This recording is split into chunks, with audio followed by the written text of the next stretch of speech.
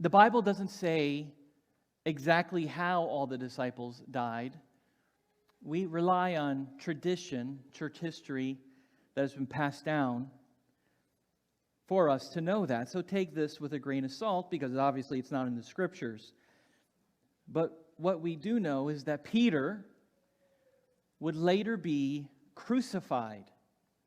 That's how he would die. And by his request, he was crucified upside down, for he did not think it to be worthy to be crucified in the same way as Jesus. What did Peter do? He preached the gospel. The same would be true of Thaddeus, Simon the Zealot, Philip, and Andrew, all crucified. James, the son of Alphaeus, was beaten to death. Part of the tradition has said that they first threw him off the temple, and he survived. And because he survived, they beat him with clubs on the ground. Thomas was killed by being thrust through with a spear. Matthew was killed by an axe. Nathanael would be skinned alive.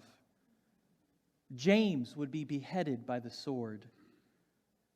And Matthias, who would replace Judas, was stoned and then beheaded. The Roman emperors that followed after this intensified the persecution on these Christians. The emperors Nero, Diocletian, and Domitian would be some of the worst.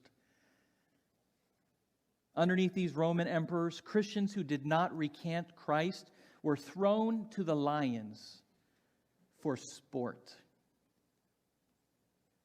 Some of them were sewed up in animal skins and left to suffocate to death. And some other Christians were made into candles with wax-laden shirts that would be tied to trees or poles and set on fire to illumine the garden parties of the Roman elites. That's what lay ahead for these disciples. This is a world that you and I, as American Christians, know nothing about.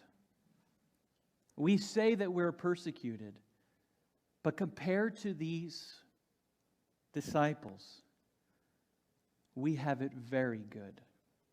Perhaps too good. We should be thankful that we have not faced that kind of persecution. But then here's the thing about it.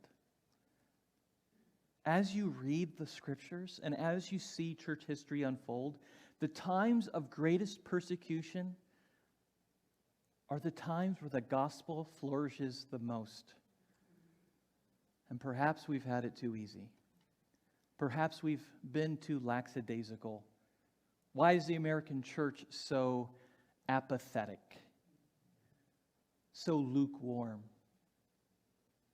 None of us want to be persecuted, but it's the fires of persecution that God uses to expand His kingdom, and has been said, the blood of the martyrs has been the seed of the church.